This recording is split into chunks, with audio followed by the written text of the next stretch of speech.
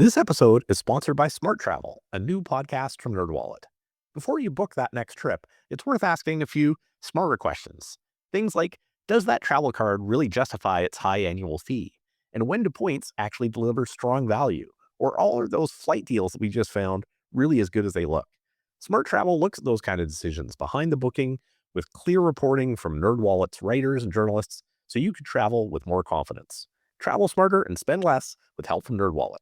Follow Smart Travel wherever you get your podcasts. This is a Voyescape podcast. You can find all of our travel podcasts from around the world at voyescape.com.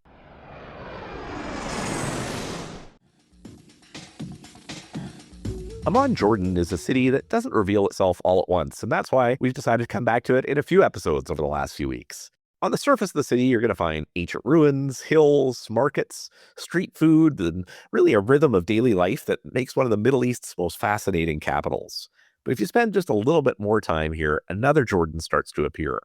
A city of wine tastings, hidden restaurants, street art, local music, independent galleries, and neighborhood spots that locals are genuinely excited to be able to share about. And we're going to be tapping into some of those local voices today.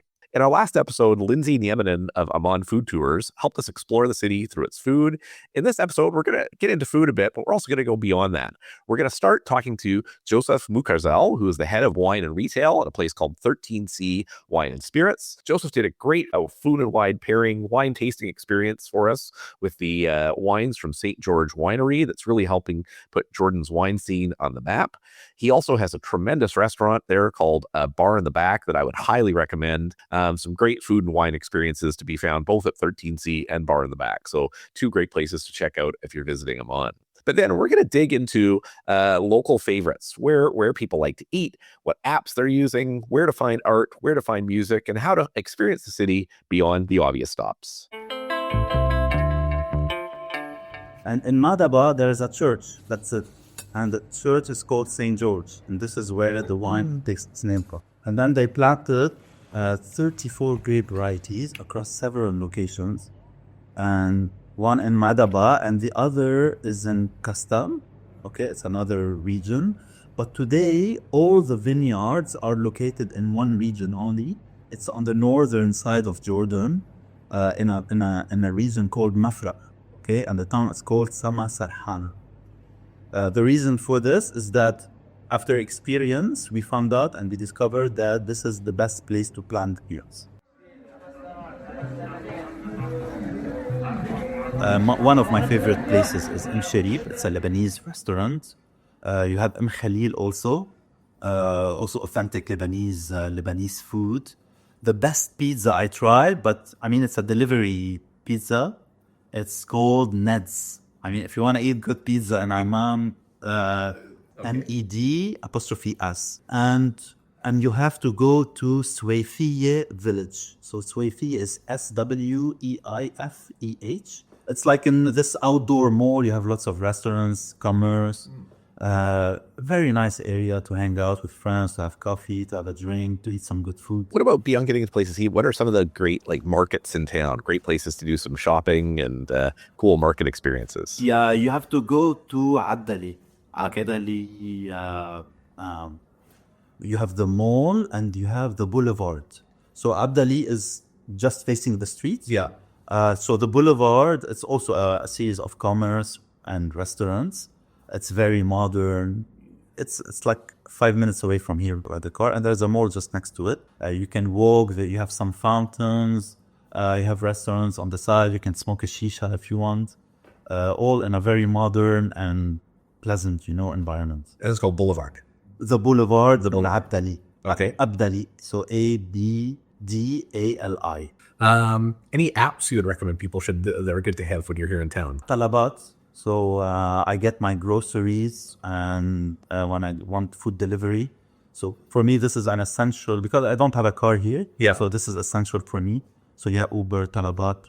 I have found it hard to find events and stuff if you want to go to a comedy show, a concert, a sporting event. For the events, go to Rainbow Street. I have a WhatsApp group. Okay, it's called A to Z Events Jordan. Anyone can post on this group. You have to be a member, but you can easily join. And people post regularly. A to Z Events Jordan. To the events Jordan. Or what? You have there's a group Jordan Let's Eat. A group of people who visit restaurants and they rate the restaurants. So food is a big scene. Yeah. Food is very important. And you have to go to also Webde, Jabal Al Webde. So it's also like it's 5 minutes away from here by car. It's full of cafes and bars, and you can go have a very nice walk there. I always go to a place called Rumi. When I have like a good coffee or a good tea, you go to Rumi. I love this place. And I also go a lot to Manara Coffee. Also, they have a very nice view. They say it's one of the best views in Amman. And also to Dali, if you have like a nice beer with friends, like something relaxed, chill, with nice music, go to Dali. Any good places for live music? Live music, Maestro Bar. Okay. They have live bands. I don't know which days. I don't think every day, but it's a very cool place. And also another place I go often. It's called Rustic. When I have like a nice drink, a beer, like chill with friends, also go there. Rustic. And the food is also very good. Like when I eat a good burger, go there.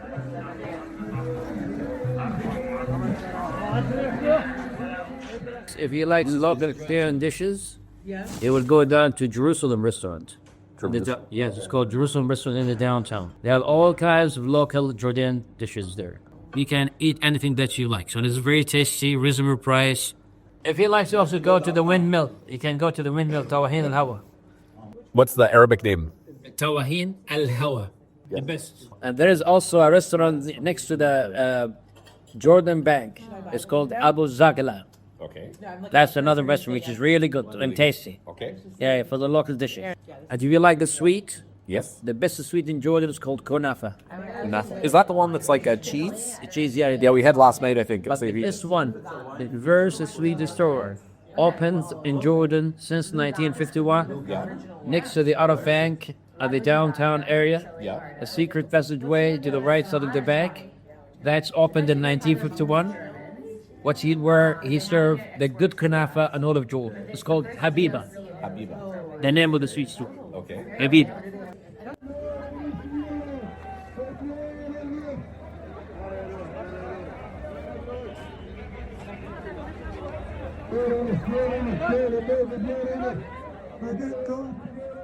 So now, in addition to hearing some of the sounds of the streets of Jordan and some great local recommendations, I want to dig in this final part of our podcast this week into a great tour that we had a chance to experience that really dug even deeper into the culture of the city, and that's a tour called Underground Amman.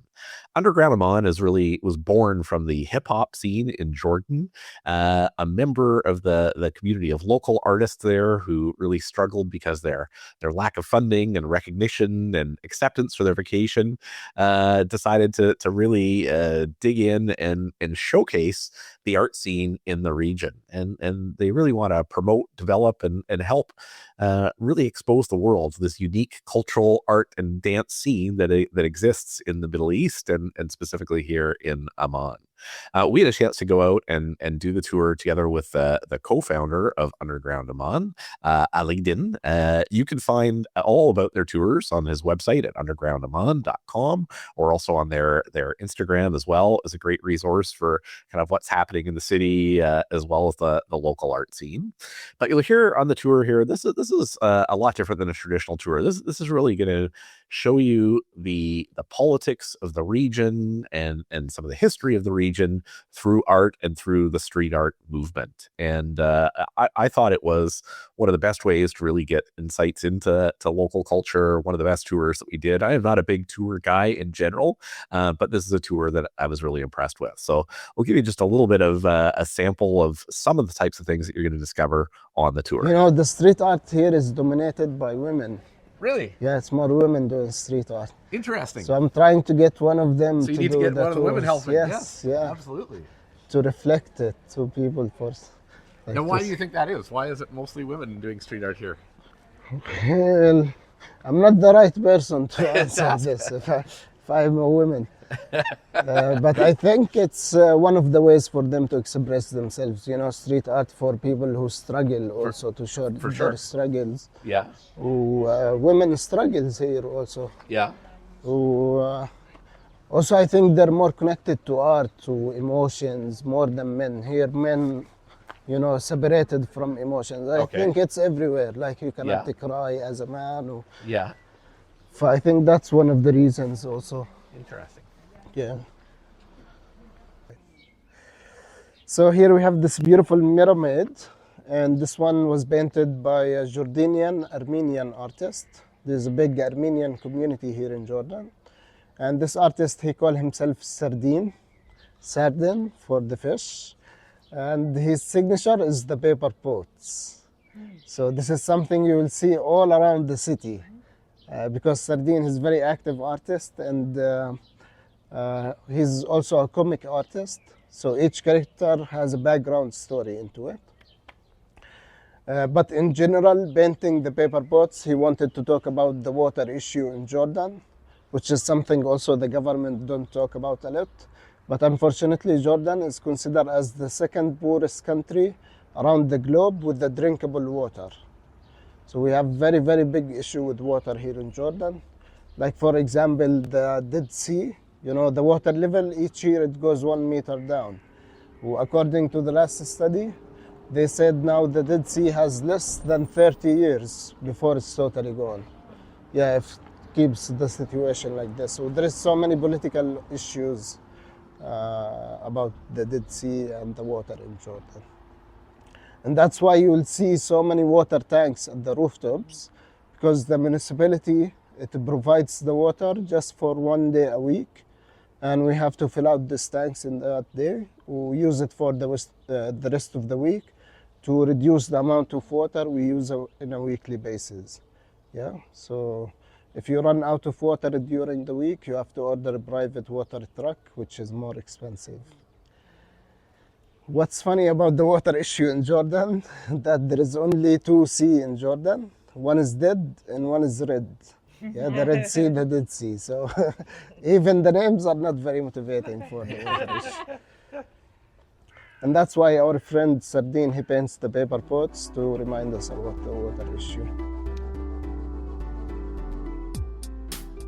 So I hope that gives you a bit of a sense of what you're going to experience on the Underground Amman tour. As you hear, it really does give you some great insights into the local culture, into the politics of the region, into day-to-day life, into things that as a tourist you often wouldn't otherwise come across or otherwise discover. So I thought it was really a great way to really immerse yourself in local culture, and a really well done tour. So highly would recommend checking it out. Jordan in general and Amman are a place that definitely their tourism industry has suffered a lot in the last few years with everything that's happening in the neighborhood in Israel, now in Iran, has definitely led to a drop in tourism in the region. And I really hope that people start coming back to Jordan soon, because it's got some remarkable historic sites. It's got incredible food, incredibly friendly people, just a lot to offer the world. So a place that certainly more people should be thinking about on their radar when you're thinking of future trips.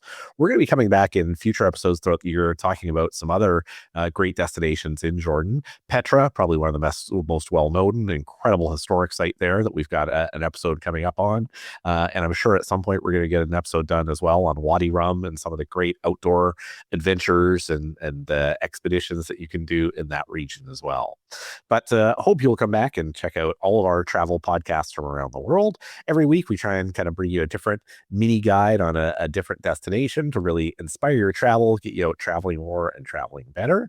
And I should have my co-host Tim back with us hopefully next week. Tim has got lots of travel going around the world, so we've missed recording together for a couple of weeks now, but I know we've got a couple of episodes coming up, so you'll hear his voice back on the show here shortly as well. And would also encourage you, if you enjoy travel podcasts, to check out voyescape.com, the travel podcast network that Tim and I started a little over a year ago now, really bringing together some of the best travel podcasts in the world. And lots of great content there. We've just relaunched the website with a new feature where you can put in different destinations that you're interested in going in, and it will show you all the episodes from all of our hosts across the network. So a great resource if you're planning an upcoming trip.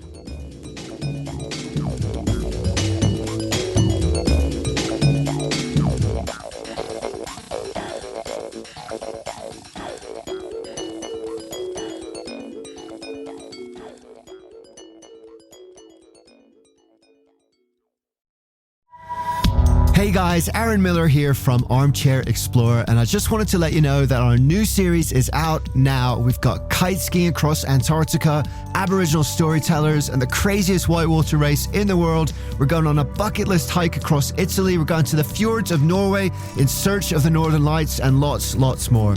Our goal is to take you on the trip of a lifetime every single week. You can find Armchair Explorer on Apple Podcasts, Spotify, wherever you're listening right now, and at voyescape.com. The New York Times named the Frommer's Travel Podcast one of the 13 best for travel. Why did they like it? Well, they said, and I quote, "With charisma and candor, Pauline Frommer discusses the charms and ongoing transformations of places near and far, whether on the islands of Hawaii or on safari in Tanzania." Pretty nice, huh? We post new podcasts weekly, talking about travel from every angle. I hope you'll tune in.